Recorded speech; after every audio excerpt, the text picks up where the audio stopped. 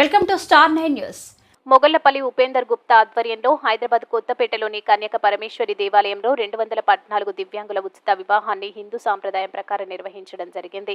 దివ్యాంగులకు పేదవారికి ఉచిత వివాహాలు నిర్వహించడం గొప్ప విషయమని ఆర్యవైశ్య కార్పొరేషన్ చైర్మన్ కల్వ సుజాత ఉపేందర్ గుప్తాను కొనియాడారు.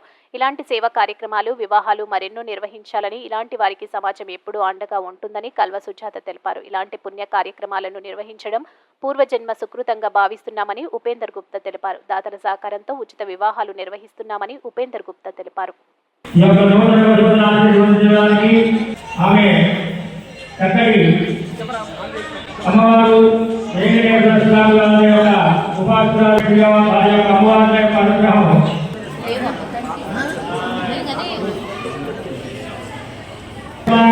నమస్కారం చేసుకోవాలి.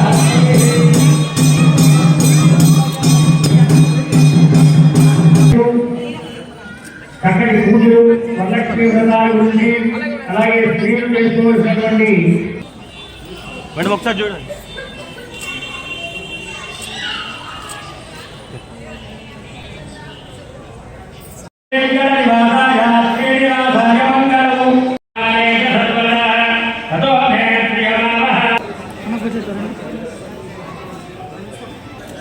కొంచెం లైట్ అనుకో, లైట్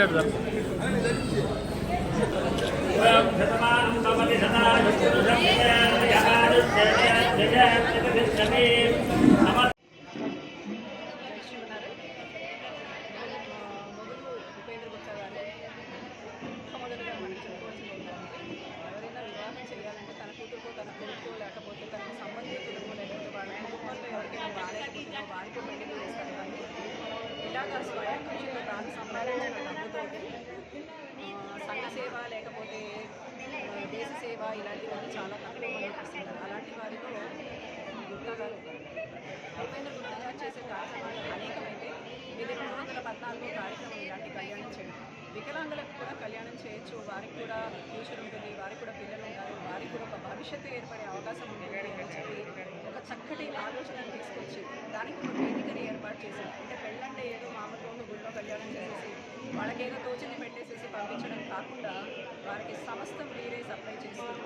వీళ్ళిద్దరూ అంటే కూర్చుని ఆ కార్యక్రమాన్ని వారి కళ్యాణాన్ని వారు చేసుకోవాలి కాబట్టి వారిద్దరు వచ్చి వారికి సంబంధించి వచ్చి వారితో కూర్చుని కళ్యాణం చేసుకునే విధంగా అన్ని ఏర్పాటు చేయడమే కాకుండా దీనికి రకరకాల భోజన పక్ష పదార్థాలు కూడా వారికి ధన్యవాదాలు. అలా వీరే కాకుండా అలాంటి ఉపాసకులను పిలవడం, మంచి పండితుల్ని పెట్టడం, మంచి మంచి రాజకీయవేత్తల్ని పిలవడం, అందరి ద్వారా వారికి ఆశీర్వచనాన్ని అందించడం అది ఒక ఉద్దేశం అనుకుంటుంది. ఇది పబ్లిసిటీ కోసమో లేకపోతే ఇంకో దానికోసమో చేసేదైతే ఈ విధంగా చేయాలి. అంటే మొత్తం టీవీ ఛానల్స్ వీటితో కవర్ చేస్తూ కార్యక్రమం ఏమీ చేయకుండా చేసేవాళ్ళు చాలామంది ఉన్నారు. కానీ ఉపేంద్ర గుప్తా చేసే కార్యక్రమానికి విశేషమైన వారి వెనకాల కూడా చాలా కృషి ఉండొచ్చు. ఇలాంటి వారిని గుర్తించడము కష్టము, గుర్తించి చేయడము కష్టము. ఇవాళ మనతో పాటు కాంగ్రెస్ లీడర్ సుజాత గారు కూడా ఉండడం, వారు కూడా దీన్ని ఆశీర్వదించడానికి రావడం చాలా విశేషమైన కార్యక్రమం. అందరూ కూడా ఎవరైనా ఇలాంటి కార్యక్రమాలు చేపట్టాలి. అందరూ భగవద్భక్తిలోనే తరించారు. కొంతమంది దేశ సేవ చేస్తారు, కొంతమంది పశు సేవ చేస్తారు, కొందరు హ్యూమానిటీ, మనకి వాళ్ళ హ్యూమానిటీ ఉండాలి అని చెప్పి మనం చాలామంది చెప్తున్నారు. అలాంటి హ్యూమానిటేరియన్ గ్రౌండ్స్లో ఉపేంద్ర గుప్తా గారు ముందు శుభమాసంలో మా అమ్మగారు అనేటువంటి దైవాంశ సంభూతురాలు మరియు పంచాంగ ఆవిష్కర్త, జ్యోతిష్యకర్త మరియు అమ్మవారి ఉపాసకురాలు మా మాతాజీ దివ్యశ్రీ రమణ చక్రవర్తులు గారు ఈ కార్యక్రమానికి రావడం అనేది నిజంగా విశేషంగా నేను ఆనందిస్తున్నాను.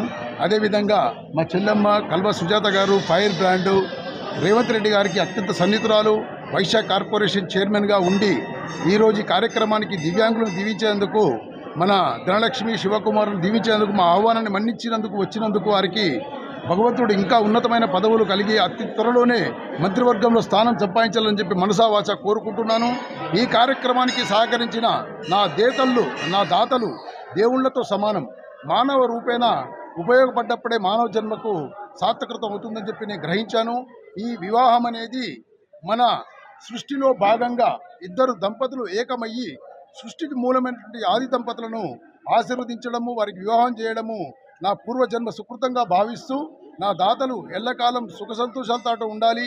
నేను చేసే ప్రతి కార్యక్రమానికి నా దాతలు విరివిగా నాకు సహాయ సహకారాలు అందిస్తూ ఇలాంటి పుణ్య కార్యక్రమంలో నిర్వహించేందుకు నాకు ప్రోత్సహిస్తున్నటువంటి నా దాతలే నాకు దేవుళ్ళు.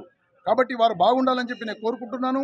ఈ కార్యక్రమానికి విచ్చేసిన మాతా దివ్యశ్రీ రమణ చక్రవర్తి వారికి పాదాభివందనం తెలియజేస్తున్నా. ఎందుకంటే ఈరోజు ఎంతో అమూల్యమైన సమయాన్ని వెచ్చించారు. వాళ్ళు ఇప్పుడే ఒక కోటి కుంకుమార్చే కార్యక్రమం నుంచి డైరెక్ట్గా ఇక్కడ విచ్చేశారు.